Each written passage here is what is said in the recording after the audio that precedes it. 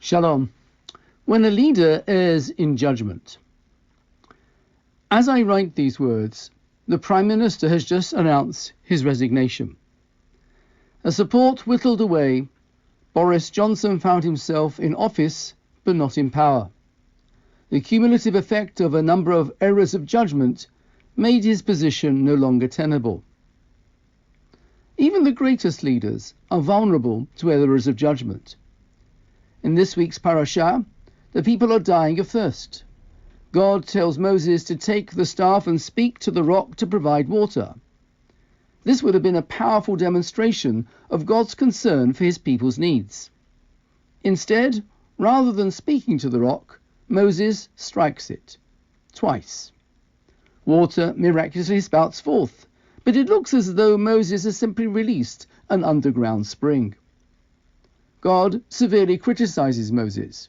He has missed the opportunity of sanctifying him before the people. He tells Moses that as a result, he will forfeit the right to take the people into the land of Israel. Why did Moses get it wrong? One obvious question: if Moses was supposed to speak to the rock, why is God commanding him to take his staff? Surely that indicates he was supposed to use it. Indeed, 40 years previously, when they were in the desert without water, that's exactly what God told Moses to do. Take your staff and hit the rock to provide water.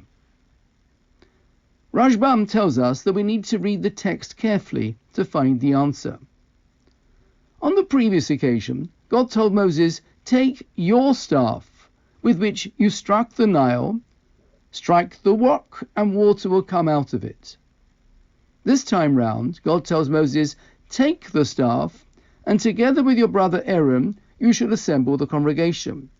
In their presence, speak to the rock, so that it will give forth its water. Rashbam explains that the staff that is being referred to here is the one that has been spoken about only recently. In last week's parashah, we read that after the downfall of Korach and his supporters, the leaders of each tribe were asked to bring staffs and leave them in the tabernacle overnight. Of all the 12 sticks, it was Aaron's staff that sprouted shoots, flowers, and almonds. From that day onwards, it remained in the tabernacle.